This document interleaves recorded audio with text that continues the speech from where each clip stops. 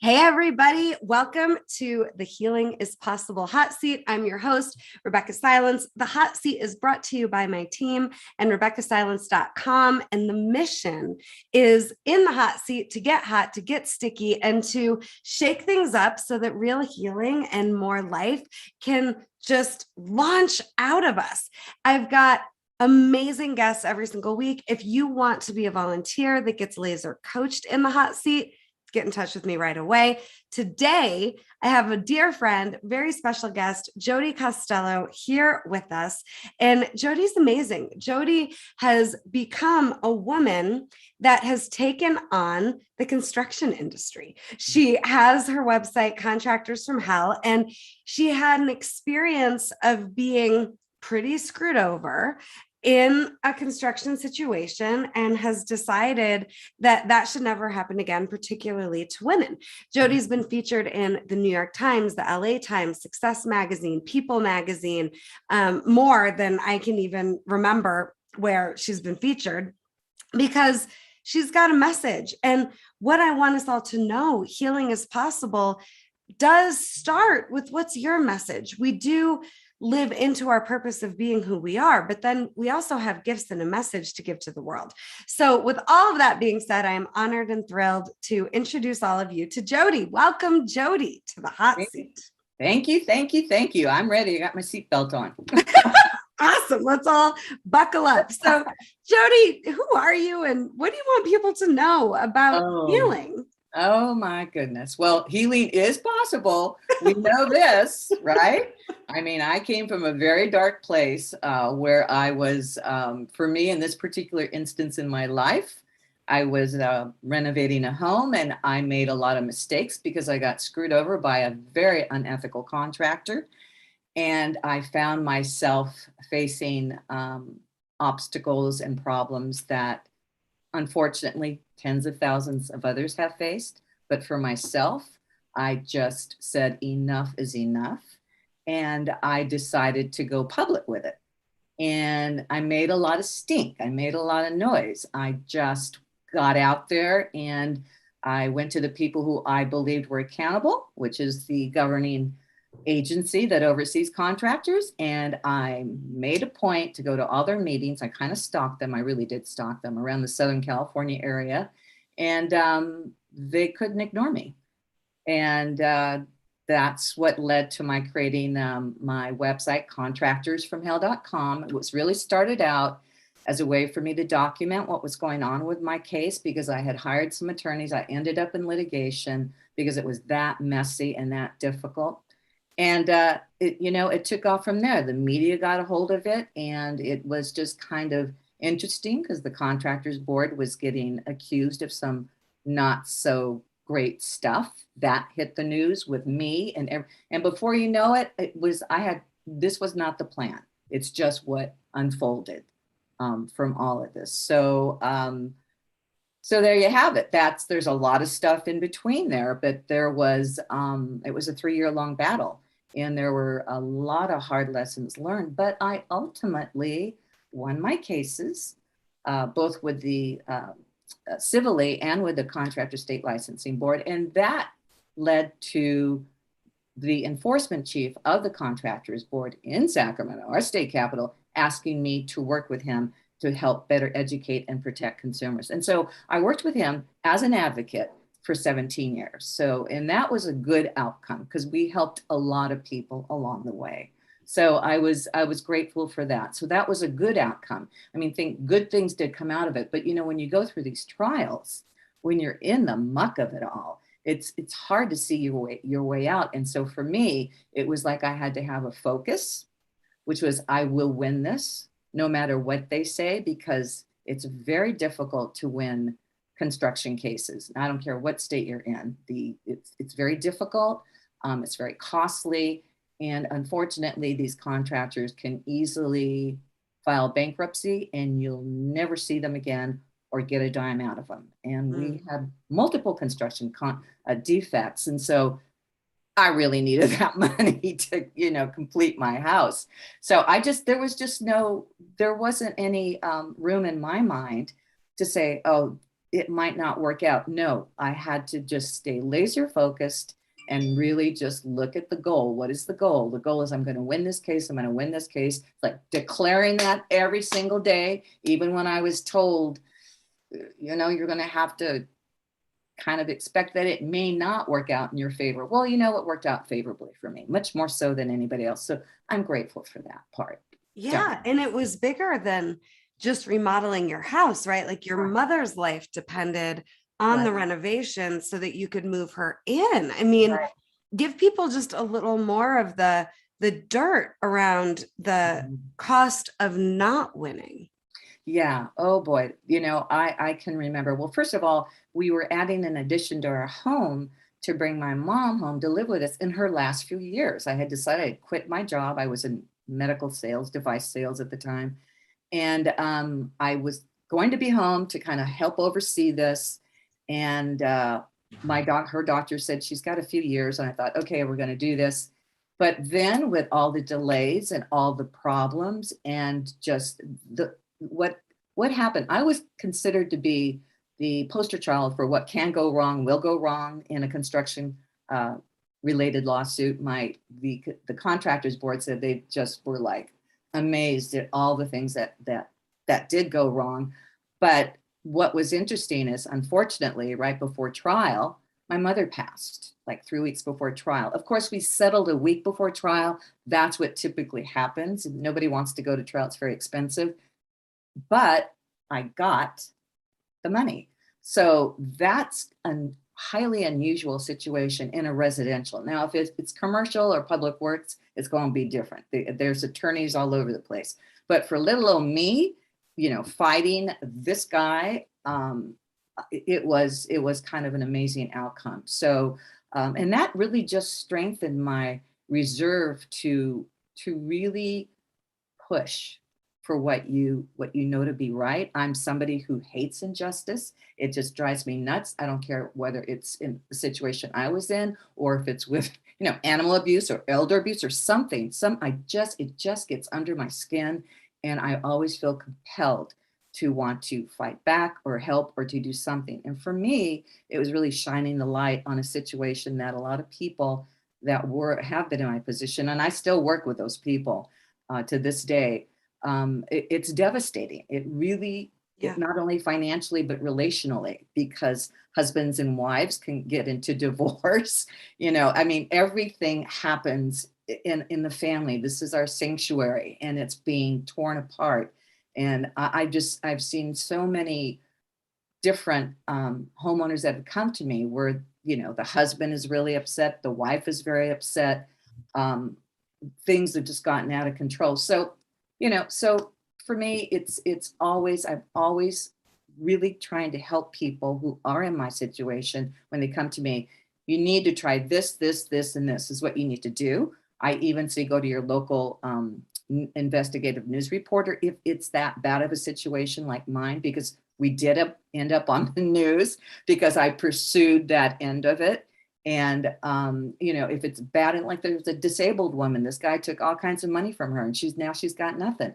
I encourage her to go to the news, get your story on the news, because when you do that sort of thing, again, it's shining the light on the problem. And then, the community will see that. And so will the contractor or whomever the builder, whomever they're dealing with. And that usually starts to put a stop on things. So, once you're in a situation like I was in, it's all about damage control. And after that, it's about, how am I going to make this right? How can I seek justice? How can I get my money back that I spent? Because now I'm ending up with construction defects, and I've got to have money for that because I've got to rehire another contractor and tear everything down. It can be, people don't realize how devastating a situation like that is. You hear the horror stories, but until you're in it and you've lived it, it's a nightmare. It's just a nightmare. Yeah. And to me, your story is amazing, but it's so much bigger than construction. It's about, how do you find whatever it is in you that you need to pull out to make that stink, to stand for that justice, to risk it all, because your outcome didn't have to end up the way it was. And then you would have gone from screwed to maybe devastated financially, but you Oh, kept yeah. going and upping the ante and upping the ante and upping the ante. And, for all of us, I love the metaphor here of your home is your life. You are the contractor of your life. And then how many of us, I mean, we teach it in schools. Back when I was a school counseling coordinator and school counselor, we teach kids not to be bystanders, to have a voice. But how often are we modeling that for our children? How often are we just standing by and hoping someone else will have the voice or take the reins or take the leadership? Yeah, you know what? You can't do that. You just cannot allow yourself to stand by and let yourself get, run over by whatever situation is in your life. My life. Because we're the architects of our life in so many different ways. I mean, obviously I'm a person of faith and all that. And believe you me, that had me going because I was like praying and meditating and going, I am going to go through this. I'm going to win this. I'm just the strength. I need the strength. And I just kind of, you just kind of reach deep down inside of you and realize that you've got the strength. You've got to pull it out. You've got to pull it out and you've got to push. And it's funny because I know that I tend to be a little bit more, what's the word? I have a strong, persistent type of a personality. When I see something that I is wrong or that I need or that I want or that I believe should be part of me, my fabric, I'm persistent. I will find ways to develop something in me that I might be lacking. And because we're not all perfect. We all have our flaws, but that doesn't mean that we can't overcome those things and find another way to do something better for ourselves because we just can't succumb. If we succumb to it, it's like you're dead. You cannot do that. Well, and all this sounds great, Jody, but then we have people watching that are like, well, easy for her. I mean, were you always this assertive and fierce and feisty, like as a kid? Or how talk to us about how you go from I wasn't that to I am that, and you are not wanting to mess with me? Yeah. Well, no, as a kid, I was pretty shy. English was not my first language. So I went through some, my kindergarten and first grade was a little tough for me. What was your first language? Portuguese. Okay. So, it was just difficult and I was pretty shy. And so when you ask me what changed, I would have to say that when I got into high school, I actually went to a girls' school, a private school, and I learned a lot of things there that I didn't learn when I was in elementary school, and I was put in situations where I had to pretty much stand up for myself, and I learned it. Now I had good mentors. Okay, there was teachers at this school that really helped. And for us gals in that school, we were all going through our own stuff, but it was like I started to come out of my shell and to become more me. And then probably I would say from there is I just had to deal once I got out of high school. There was a couple of family tragedies that happened, and I was it. I became the person that needed to take care of everybody. That I had to step in, and it was like I was forced to. So that whole high school experience kind of prepped me to take care of what needed to be taken care of, to do what needed to be done, to make everything, to preserve things, to make everything okay. And so if you ask me, well, what was it that? Well, early on, my mother got very ill, and she was diagnosed with bipolar. And that was like a crazy thing to have to deal with because I didn't grow up with that. But so I had to kind of deal with that. And I don't know if you've ever been in a situation when you're around those people, but it can be very difficult Yeah. when you're dealing with that, and especially when they go off. And scary. Oh yeah, and I was a young kid, and I mean, I was like, 19, 18, 19, 20s, and so I had to deal with that. I learned very quickly. I had to grow up really fast, and take care of the situation. My father was a chief engineer, and he traveled around the world, so he wasn't home for much of this. So it was me.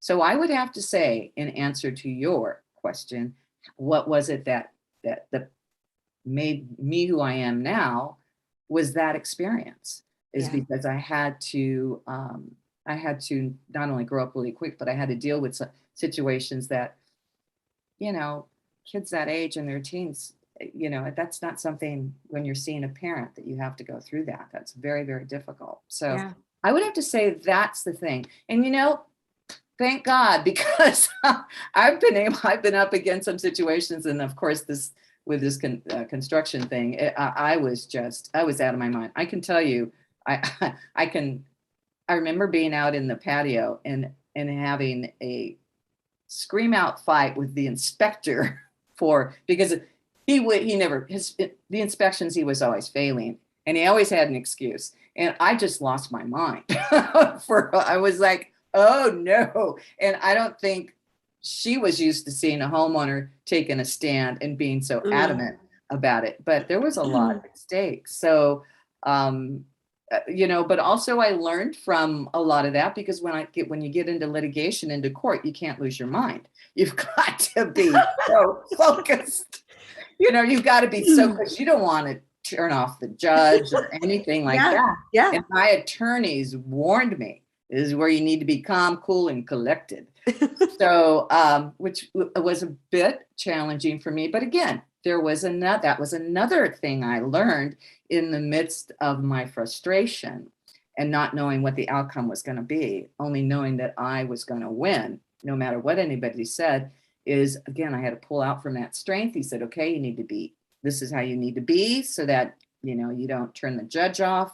And so I learned how to just state the facts, man, bam. And I, what, it's so funny, because we all go through these ups and downs and trials in our lives, right? And they make us who we are, and we just grow a little bit more in the direction of who we are authentically, because that's for me. And I think if anybody that knows me would always say, oh God, you don't want to mess with Jody if you get it's only because they saw what I went through for all those years, and they saw how I just stood strong in my beliefs, in my unwillingness to accept defeat, because that was what it was. I want to just pause you here, because you're saying so much for your life. Everybody watching, there is so much at stake if you won't use your voice. Exactly. It is not easier to stay complacent. And I hear that all the time. I was talking to my daughter's 16-year-old friend last week, and 16, making some decisions. And she just said, but Rebeccah, sometimes it just feels easier. And I said, well, that won't give you an easy life. It's not easier to stay small and shut down with no voice and complacent. And right. You're modeling that for all of us, Jody, so beautifully. And, the other thing is, it isn't natural or easy, but we can, and I teach this in my coaching practice and in my courses, use the pain of our childhood to give us a mission and a purpose that allows us to make a huge splash and a huge impact in the world. And you're modeling that literally, and you would never know that English wasn't your first language. The way you speak so eloquently, you've been featured all over the globe in the media. You literally didn't have a voice that would be understood or heard in school as a little girl.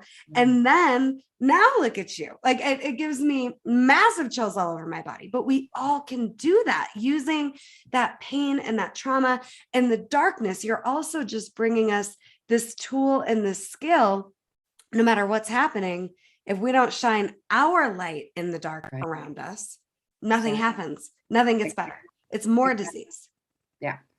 That's so true. And I think that one of the things is women, especially, and dealing with, and I get this all the time, they get very intimidated by contractors when they're talking the lingo. It can be very intimidating. But one of the things which is why I have such a passion for women, which is why I created the Home Remodeling Boot Camp for Women, is because it would be when these situations happen, it happened time and time again, year after year. It would make me crazy. Every week there'd be somebody just desperate for help. And it would be the woman in the relationship that would typically reach out to me. And they were desperate. I mean, these were the mama bears and the she bears that would come out going, I can't take this anymore. What do I do? And I mean, they were ready to fight. I mean, and these were women that didn't start out that way. They started out simply trusting that, oh, he's a contractor. He'll do right. He's licensed. He's going to be fine. Oh, and it just turns out to be the opposite. So these are the women that I really give fuel to lift them up, to prop them up, and to get them, and I educate them about, here's what you need to do so that you can be successful and you can be the one who manages and controls the outcome of your project. AKA our lives, right? And this other piece of being unwilling to lose. Mm-hmm. We all have it in us. That's how I beat cancer. I decided I'm gonna live like I'm gonna live or die trying. And I don't think I healed the cancer, but I was able to emotionally and spiritually and mentally stay in that commitment to my life, knowing it's bigger than me, the outcome. But what I do have control over is that level of commitment. And that's what you're modeling for us as well. This unwillingness to lose. My first mentor, Carol Reynolds, she used to say, put out both your hands, burn the option of failure. You got one option, you're going to win. And I took that coaching and I ran with it. And I love being around another woman that has that same like-minded viewpoint. And, there will be haters and other people's opinions and mistakes along the way. Speak to that. Oh, yeah. Oh, my gosh. Talk about haters. Oh, Lord. When I first launched it, obviously, who hated me the most were the contractors out there from hell that would kind of go after me, and which I did not respond to, because that's not worth That's a little gnat in things. I knew who they were. They're just the kind of people that I had to fight. And then I think that some of obviously, the building industry. I know there was an article written specifically for the building industry. They didn't mention my name, but they did mention my website. Mm-hmm. And the thing that they said about that was, we're better than that. We need to rise to the occasion and prove this person wrong. Well, that was 20 years ago and they're still wrong. Well, what a compliment to you too. Like, you lit a fire under their asses. Yeah. Essentially, and I still do to this day. It's, when I go to these board meetings, I don't go to them anymore. I mean, I had to, that was 17 years. I was always asked to speak at their strategic meetings in an effort to support consumer education. But they're on the board for the contractors board. There are contractors. And not a lot of them liked me, and I could give a rat's behind if they did or not. I wasn't there to have them like me. I was there to make a point and to keep pushing my message out there. So, and I was fine with that. And I know that even people at the contractors board were a little put off by me because I was so strong in what I believed.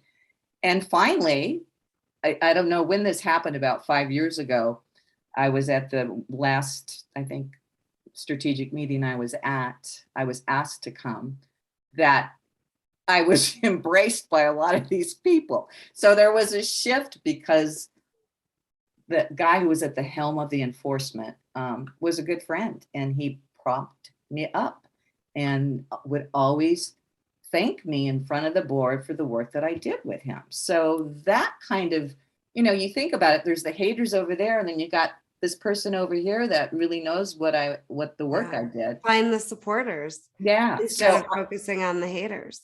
I don't deal with the haters. I mean, I don't, even to this day, I do not. They're not worth my time, and that's their issue, not mine. And what about mistakes along the way? I mean, people Oh, get afraid to make that stink, to use that voice, to put themselves out there. They don't want to look messy. They don't want to fail or screw it up, but mistakes are inevitable. oh, well, but that's part of our journey, isn't it? Making those mistakes because, for me to reflect back on, for example, did I have to have a screaming shout out with this contractor Yeah, in yeah. front of that, inspector, and she's trying to break up the fight? I'll never forget that. It was a comedy. It was really a comedy, and the guy was he was on drugs because he broke his leg.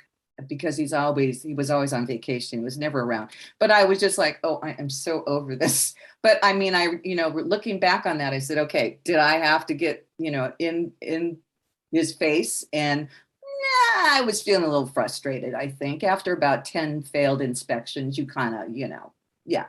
But, looking back, and then of course, then dealing with attorneys who knew my personality and said, okay, here's what you need not to do, because they did talk to the inspector, so they did know what was going on. We need to do this calm thing, and you just need to stay focused, know what we're after, know what you want to do, and don't start getting all crazy in front of the judge, because Yeah. it's not a good thing. I went, Yeah. okay, all right, I can do that. We're at the end of this battle here, so I can be calm. So, but anyways, I honestly, it's mistakes are inevitable, as you say, and but we have to learn from them. Well, and I also love the coaching of make them a comedy, because they really are.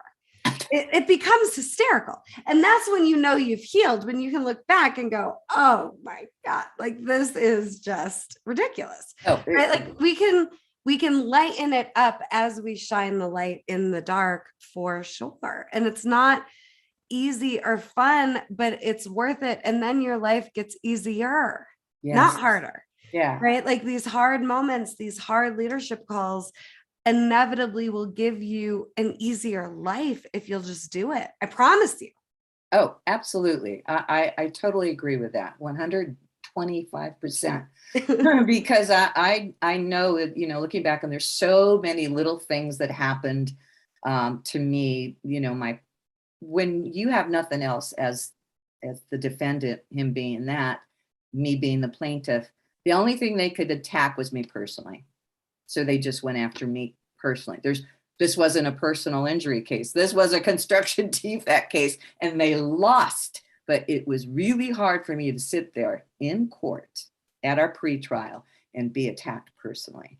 And it was tough, and I remember they wanted to go after my medical records. And thank God my attorney said, this isn't a medical malpractice. You're not having access to that. So, I mean, that's the kind of stuff that when you step out and you step up and you put yourself out there, you are going to have your attackers. You're going to have, like you said, your haters. You're going to be up against it. So the strength to get through that, I'll tell you what, that whole experience just taught me so much about the resilience that I had in me. But all of that, as you said earlier, being a little girl and then growing up and being so shy and not knowing the language, and then, going from elementary school to a private school where I was encouraged and coached, and then having that other experience with my family and all that. I mean, all of that just set me up.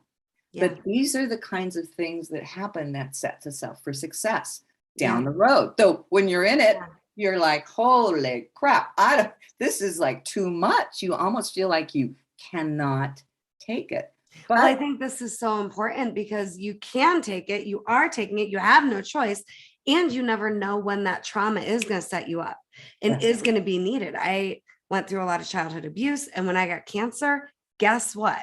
I knew how to endure. I knew how to stay in the game. I knew how to not be afraid of the pain. And none of it was fun. No. But it's not going to last forever. No, exactly. And it's same thing with me when I went through my cancer journey, and it's going to be almost 5 years in a few months. And it was traumatic.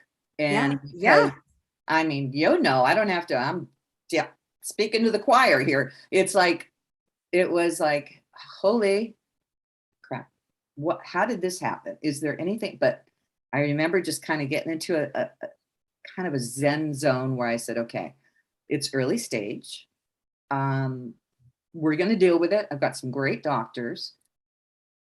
Mind you, I had a lot of complications and 6 surgeries in less than a year.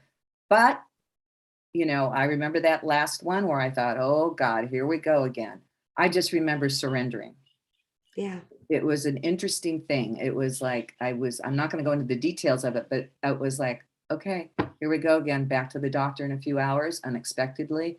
And I just decided to surrender and know that I had the strength and the faith that I'm going to get through this. I'm going to beat this. I'm going to be good. Again, it's always going, right? What I did 20 years earlier, and same thing with you. And it just comes right back. You just get right into that. Well, and I think this is another amazing point, because just because we win one battle doesn't mean life isn't going to throw us another opportunity to get more into being who we really are and can be. And when we become a victim to those circumstances, instead of leading the circumstances, then we're pretty screwed and powerless and miserable. And Jody, I just can't thank you enough for taking the time to share yourself and your heart with all of us. My last question is about your mom. What were her thoughts about you going for it like this? She really didn't understand because remember, she passed before trial and I didn't want to stress her. But she had to have known you were taking on the industry. She did. But I had she was living a lovely life.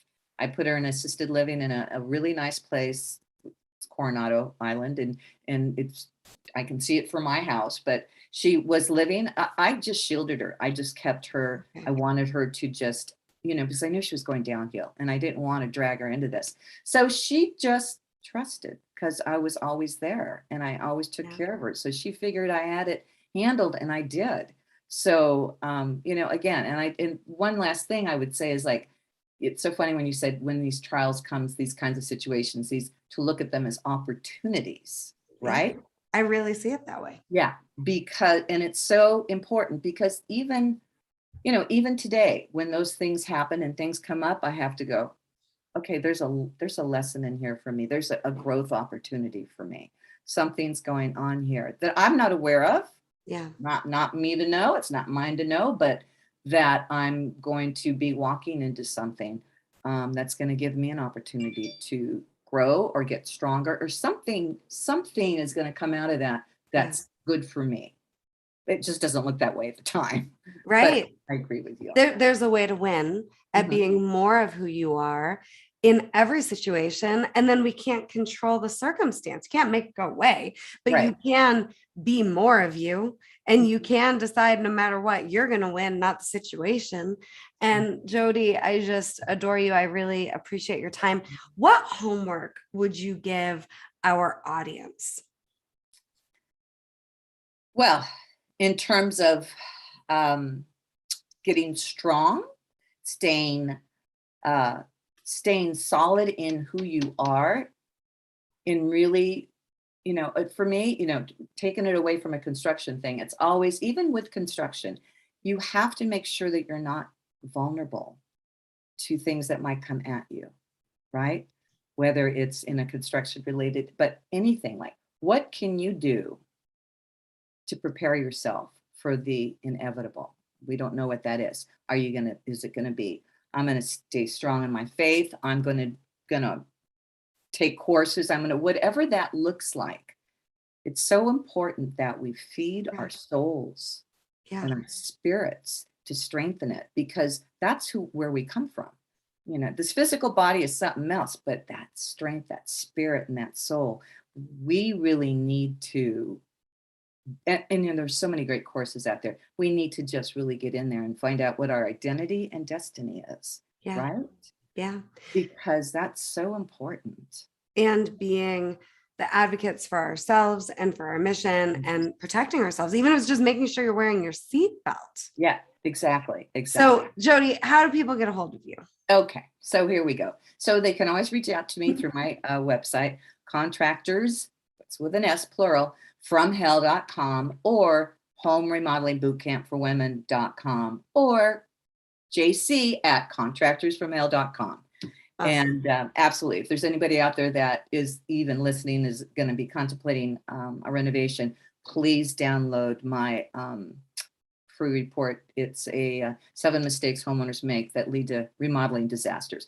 You get that down, you're on a good footing. Yeah. So yeah. Thank Definitely. you, Jody. Thank you. Thank you. Such a gift to get to share this time with you.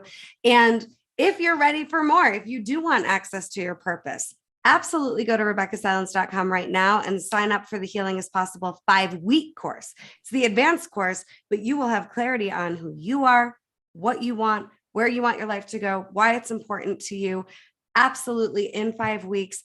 And it's available to you to do on your own, at your own pace, in the comfort of your own home right now. Just go to RebeccahSilence.com. And if you're watching on YouTube, subscribe to our channel, join the free Healing is Possible Facebook community. If you're not in it already, let's heal together. It is time to heal, and healing is possible. So what are we waiting for? It's not easier to wait to heal. It's important to start now. And that's what we want for you. And we will be live again next Tuesday, every Tuesday, 10 a.m. Mountain, in the Healing is Possible hot seat. Message me if you would like to be a guest next. Bye, everybody. Thank you so much.